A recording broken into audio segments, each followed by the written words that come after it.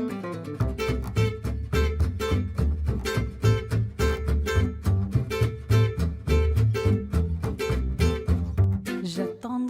promised we would come back. I know a lot of you thought we would stay in France forever, and it almost happened. I love that everybody thought we wanted to stay or that we should stay. I had friends that were like, I'm gonna set up a GoFundMe so that you can go back to France and we can keep following your trip. I really like that idea. I would love it. Yeah. But we're here to give you a great recap because on social media, we were just giving you little snippets and also we were having fun. We wanted you to want more. All right, so we have to start with where we landed. We landed in Paris. Paris. Erica has not been to Paris before. I'm a virgin, a Paris virgin. So it was really fun to pop that cherry. Woo! Well, anyway, yeah, that was really weird. That just went weird. So, since Erica has never been to Paris before, I thought we have 24 hours, let's get it all in. So we went to Sacré-Cœur. We were at a great restaurant having delicious French food and French wine. Their thing at this restaurant is to photobomb each other's photos, which was hysterical. We saw them doing it to everybody else and we're like, yeah, take our photo. And of course they photobombed. We had no idea. We went to Crazy Horse. So we don't have footage of that because they frown upon that. And you have to go. If you haven't been to see that sexy show, it's the sexiest show. The production, the women, their bodies, it was gorgeous. Gorgeous. Hashtag body goals. You might have to stop drinking Yeah. this, but We might that's have not to- gonna happen, so Might have to give have up your a little awesome bit of bodies this. and give up the alcohol, but we're gonna keep drinking. Cheers to that. Because we hot anyways. Woo! Okay, you should know this about me. I'm a mess. Rosé. This is a new scent. It's called Rosé. Detroit J, Rosé. Yeah, I would like to smell like rosé. So our next location was into the Champagne region. So about 45 minutes east of Paris is a beautiful town called France. Woo! Oh, we did it. We did it, girl. We nailed it. Yeah. Now, for those of you who don't know, that is the hardest town to pronounce in French, in all of towns in hardest. France. Because it's actually spelled R-E-I-M-S. How would you pronounce that? Yeah, Reims. I did that. I did that. We got a lot of crazy looks. Like you're going where? Where? Reims? Yeah. So it's France. So our first stop was at Vauclinic. And we had the best guide ever. Her name was Marine. Oh, we're good. Yeah, we're getting good. it. Yeah. We're getting it. She was great at giving us all these fun facts about Madame Clicquot. So she was, I think, the original boss babe of the 18th century. Where did we go after that? We went to Taittinger. So yeah, we went on a cave tour there, and then we talked to one of their sommeliers, and he was saying that Taittinger is the official champagne of the World Cup. But if you see hot footballers being sprayed with champagne, it's the best. Taittinger. It's Taittinger. And the town is gorgeous.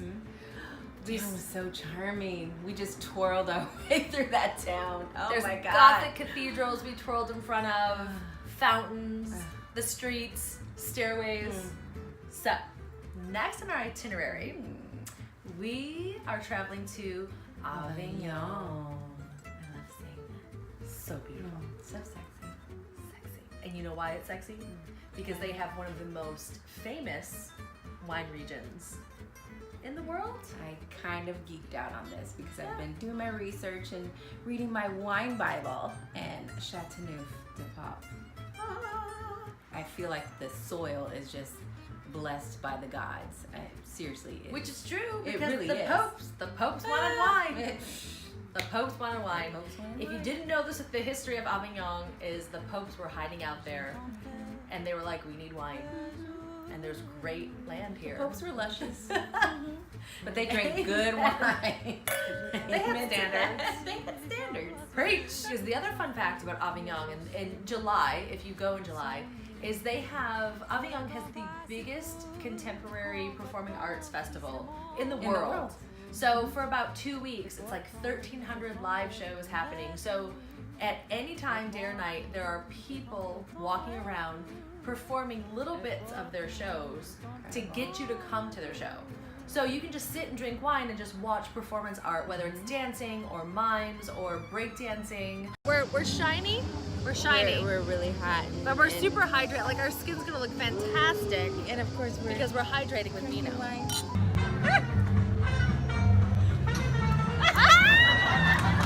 And another fun fact is there are shows in French and English. Had we known that, we would have went and saw a show. Exactly, because we didn't understand French. We can barely speak it. You can tell by our accents. Sorry, y'all. We're trying. We've learned trying. something. We've learned something. Hans. Shoulder roll. Hans. Okay, so once we got, like, we were completely entertained, we were fed, we were ready for our tour, and we had a wonderful tour with Roman. The pipe here because they connect the pump here and here to pump over the wine during the fermentation. Just that region in general, you can only work with 13 grapes. Everything is pretty controlled. You can only make a certain amount of wine, so it's quality control, and the quality of the wines were superb. Like you know what no you're other. getting when you get Chateauneuf-du-pape, anything, you know what you're getting. And another thing we learned, which is my favorite, because I'm a total geek when it comes to stars and astrology and the cosmos, but we learned about biodynamic. And as I mentioned, they have the specificity to be organic and biodynamic. So biodynamic wines, you know, basically, if they're anything to do with the harvesting, the picking of the grapes, the making the wine, it all has to do with nature. It has to do with the planetary cycles. It's known for the rhythm of the cosmos. If you could do something in life where you're like, I'm sorry, I have to check on the rhythm of the cosmos, like We'll that. get back to you later. Yeah. Like that's the best tagline for anything in life. Like That means God is like the winemaker, literally. Yeah. Cheers to that. Amen. Okay, where else did we travel? Where did we go from there? Aix-en-Provence. Woo, land of rosé. Rosé all day. I was so excited to get to Provence because I'm a big fan of rosé. You know our girl loves rosé. That's her thing. I was dreaming about it. And then when we actually got there, the people are so nice. Like Eric and I had this moment where I was like, are they really this nice? Like, are they going to kill us and take our kidneys? We're from LA, so we were a little bit sketched out with people being so nice to us. Like, We were like, we don't know if we can trust you. yeah. The lighting there, like the light is better in the south of France. Like The smells, it just smells so lovely. Perfume everywhere, lavender. Everybody's so calm. I think it's lavender. it Lavender could be. fields, yeah. Yeah, because you have lavender that's calming. You have beautiful weather. You have delicious wine. They all love jazz. You get into Uber or taxi, they're all playing like smooth jazz. Everybody's just so chill and laid back. It was amazing. When we were in Aix-en-Provence, we went to a beautiful winery called Chateau Lacoste.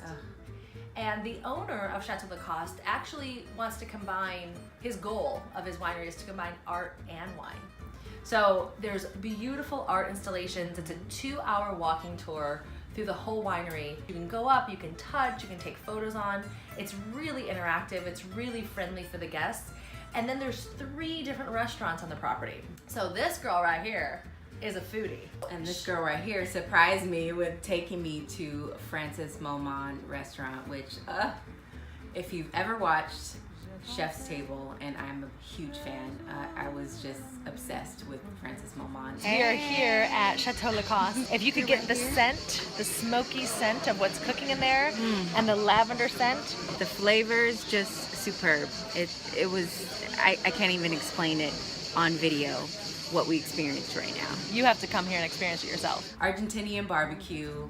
You see everybody cooking right outside. It's rich, it's flavorful. We had pork fat butter. This is the most delicious thing you will ever taste in your life. What? Pork fat butter? Like to give you a sense, when you get out of the car to walk into the winery, you can just smell smoked meat. Like the whole time you're tasting wine or you're walking through the grounds, you can just smell this delicious scent that's floating in the air. The steak, we had a ribeye, we had empanadas, we had lamb. We went in. Seriously, We're like, bring us everything. Rich food, but really well done, beautiful. Highlight for me for sure as a foodie. If you're a foodie or a wine lover, or if you love architecture or you love art, like even the restaurant was so beautifully designed, every little detail. So if you're in the south of France, you must go to Chateau Lacoste. It is so worth it. So when we were in Provence, we have to talk about what major life event happened for France. This was huge. If you don't know about it, we're gonna tell you right now. France won the World Cup. Yeah, they won the World Cup and we were there to witness it.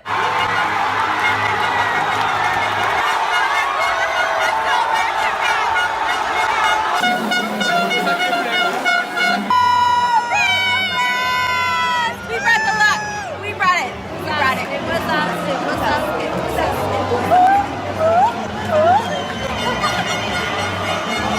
They closed down their town square. They put up a giant screen for everybody to watch. And when I say everybody in the town was there watching. And we were part of this giant celebration until, I don't know, 3 or 4 in the morning.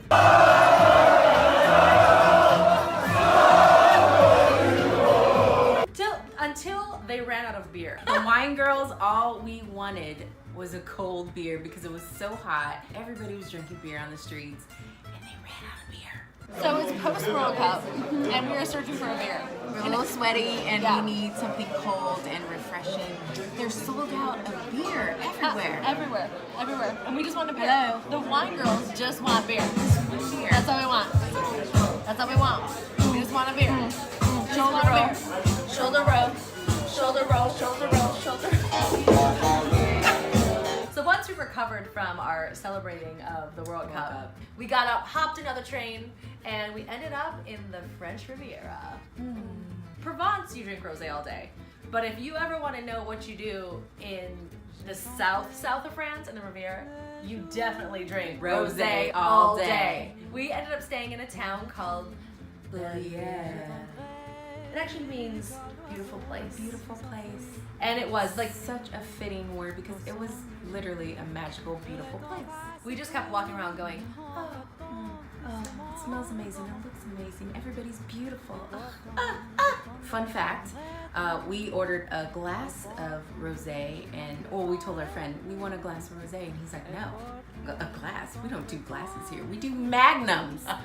A magnum of rosé. And we looked around the restaurant and everyone had magnums of rosé.